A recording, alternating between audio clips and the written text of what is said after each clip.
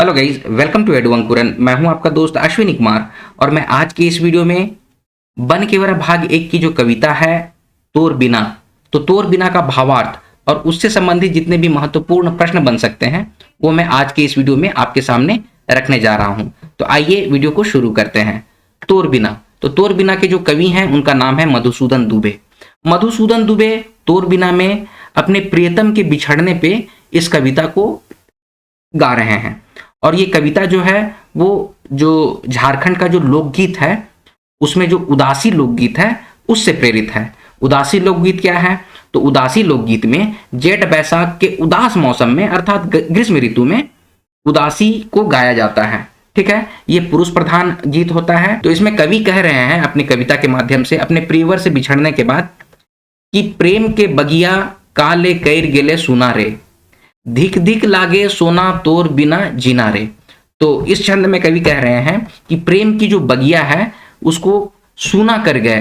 काले, काले का मतलब होता है क्यों, क्यों सूना कर गए। कैर गेले सुना रे मतलब कि क्यों सूना कर गए, सूना मतलब कि सुनसान कर गए। धिक धिक लागे सोना तोर बिना जीना रे, धिक धिक लागे मतलब कि हृदय, दिल जो होता है वो धक धक करता है ना, उसी को धिक धिक कहते हैं। ठीक है, तो धिक धिक लागे सोना तोर बिना जीना रे। ठीक है, तुम्हारे बिना जीना जो है वो एकदम धिक धिक लगता है, धिक्कार लग रहा है, अच्छा नहीं लग रहा है तुम्हारे बिना जीना। तो इस छंद का मतलब ये है। अगले पंक्तियों में कह रहे हैं खोता उजराए दिले बसल बसेरा, के जन कहाँ खोजी ले ले नवा एगो डेरा, जल बिना मीन लखे लागे जोड़ी बिना रे, धीक धीक लागे सोना तोर बिना जीना रे। तो इस छंद में कवि जो है वो कह रहे हैं खोता उजराए दिलक। खोता का मतलब होता है घोंसला, चिड़िया जो घोंसला बनाती है ना उसको हम लोग नगपुरिया में खोता कहते हैं। तो खोता उजराए दिलक मतलब कि खोता जो है उसको उजाड़ दिया, जो घरौंदा था, जो घोंसला था उसको उजाड़ दिया। जो बसल बसेरा मतलब कि बसा बसाया जिसको कहते हैं, बसल बसेरा का मतलब क्या हुआ, बसल बसाया हुआ। ठीक है, के जन कहाँ खोजी, के जन कहाँ खोजी ले ले नवा एगो डेरा। देखिए के जन यानी कि होता है क्या मतलब कि क्या पता। हम लोगों में के जन या फिर का जनी बोलते हैं हम लोग। जैसे कि पूछा जाता है कि मास्टर आलो रे, ठीक है, तो लोग जवाब देते हैं का जनी रे, आलो कि नहीं आलो, ऐसे करके बोलते हैं। हिंदी में मास्टर साहब आए क्या, तो लोग बोलते हैं क्या पता यार आए कि नहीं आए। ठीक है, तो इसीलिए के जन या का जनी का यूज किया जाता है। कहाँ खोजी ले ले नवा एगो डेरा, जो प्रीतम है, जो प्रियवर हैं कवि के, वो बिछड़ चुके हैं, वो चले गए हैं कहीं। ठीक है, तो उसी के बारे में कवि कह रहे हैं कि कहाँ खोजी ले ले एगो नवा डेरा, कहाँ खोज लिए एक नया डेरा। डेरा मतलब कि रुकने का स्थान। ठीक है, जल बिना मीन लखे लागे जोड़ी बिना रे, धिक धिक लागे सोना तोर बिना जीना रे। अब इस पंक्तियों में कवि कह रहे हैं कि जल के बिना, जिस तरह से मीन, मीन का मतलब मछली, जल के बिना मछली कैसे है, वो छटपटाता रहता है, तड़पता रहता है। तो इसी तरह से कवि भी तड़प रहे हैं अपने प्रियतम के विरह में। ठीक है, उससे बिछड़ने के बाद। लागे जोड़ी बिना रे मतलब जो लागे जोड़ी मतलब कि इन लोगों की जो जोड़ी थी बहुत अच्छी जोड़ी थी, वह जोड़ी जो है अब बिना हो गया, अकेला हो गए हैं, वो नहीं है यहाँ पर, इसीलिए बोल रहे हैं लागे जोड़ी बिना रे। ठीक है, धीक धीक लागे सोना तोर बिना जीना रे, यानी कि तुम्हारे साथ जीना जो है वो धिकार लग रहा है, जीना व्यर्थ है तुम्हारे बिना, इस तरह से बोल रहे हैं। अगला पंक्ति है कि डेना फहराई करब केकर से बतिया, साले ला करेजा सोची बिंधे ला छतिया, फणी बिना मणि जस होवे ला मलिन रे, धीक धीक लागे सोना तोर बिना जीना रे।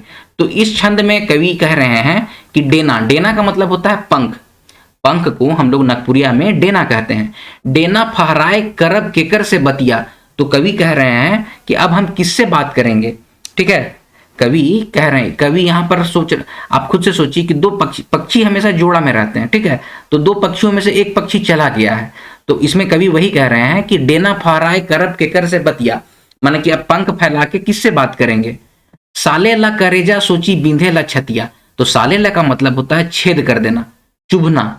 ठीक है, चुभना, जो चुभता है ना उसी को कहते हैं साले ला करेजा। नगपुरिया में चुभना को साले ला कहते हैं। ठीक है, करेजा मतलब कि दिल जो है वो चुभता है, और सोची आपकी उस तुम्हारे बारे में सोचकर बिंधेला छतिया, बिंधेला का मतलब होता है चुभना, छेद कर देना। ठीक है, छेद कर देना कहते हैं हम लोग चुभना। जैसे कि मधुमक्खी बिंध दिया, ठीक है। बिरनी बींध दिया, भावरा बींध दिया, ऐसे कहते हैं हम लोग, ठीक है। तो बींधेला छतिया, तो सीना जो है जब जब तुम्हारे बारे में सोचते हैं तब तक सीना जो है वो उसमें छेद होता है, बिंधता है और बहुत चुभता है तुम्हारे बारे में सोच के, ठीक है। अगली पंक्ति है फणी बिना मणि जस होवेला मलिन रे। जिस तरह से फणी, फणी का मतलब होता है सांप, फन, फन से बना फणी। फणी बिना मणि जस होवेला मलिन रे, तो कवि कह रहे हैं बिना मणि के जो सांप होता है वो बदरंग होता है, मलिन होता है, ठीक है। तो धिक धिक लागे सोना तोर बिना जीना रे, यानी तुम्हारे बिना जीना जो है वो व्यर्थ है, धिक्कार है ऐसी जिंदगी पे, ठीक है। अगली पंक्ति है दिन बीते जैसे तैसे ना बीते रतिया, कैसे तो के मेटी मधु मिले ना गतिया। पाखी जैसे पंख बिना होवे छिया छिया रे, धीक धीक लागे सोना तोर बिना जीना रे। तो इस छंद में कवि कह रहे हैं कि दिन बीते जैसे तैसे, दिन जो है वो तो जैसे तैसे निकल जाता है, ठीक है, लेकिन ना बीते रतिया, ना बीते रतिया का मतलब है कि रात नहीं कटती है, रातें नहीं कटती। जब भी रात में मैं अकेला बैठता हूँ या सोने जाता हूँ तो मैं तुम्हारे ही बारे में सोचता रहता हूँ, ठीक है। कैसे तो के मेटी मधु मिले ना गतिया, इसमें कवि कह रहे हैं कैसे तो के मेटी, यानी कि मेटी का मतलब है कि भूलना, ठीक है। नागपुरिया में भूलना को भुलाए भी बोलते हैं। मेटी जो यहाँ पर जो मेटी का अर्थ होगा वो होगा भूला जाना, ठीक है। मधु, मधु जो है वो कवि हैं मधुसूदन। मिले ना गतिया, देखिए गतिया का मतलब होता है मुक्ति, ठीक है, मुक्ति पाना।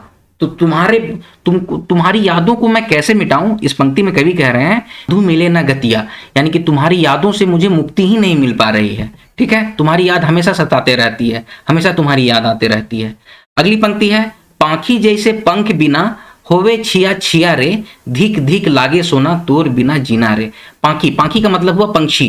जिस तरह से पंछी जो होते हैं, बर्ड्स जो हैं, वो बिना पंख के छिया छिया, छिया छिया का मतलब होता है कि वो अच्छे नहीं लगते हैं, उसको छी, हम लोग में क्या कहते हैं लोग, छी रे कैसन दिखस थी तुम्हें, ऐसे छी। तो उसी तरह से छिया छिया बोल रहे हैं ना। तो पंख, पंख के बिना जो पंछी है ना वो छिया छिया होता है, मतलब वो उसको अच्छा नहीं मतलब उसको अच्छा नहीं माना जाता, अच्छा नहीं दिखता है।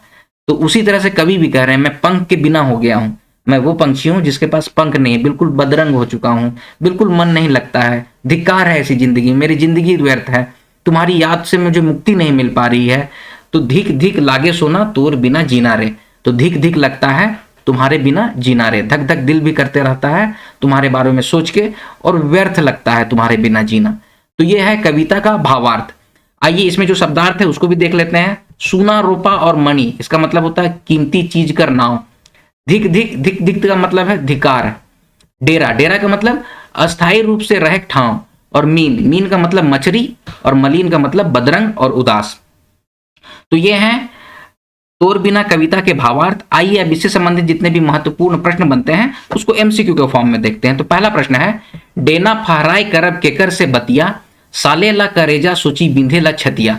ऊपरे देवल पंक्ति का रचनाकार कौन हक है?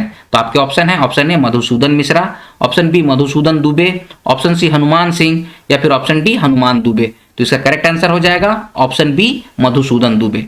अगला प्रश्न है खोता उजराय दिले बसल बसेरा, के जन कहाँ खोजी ले नवा एगो डेरा।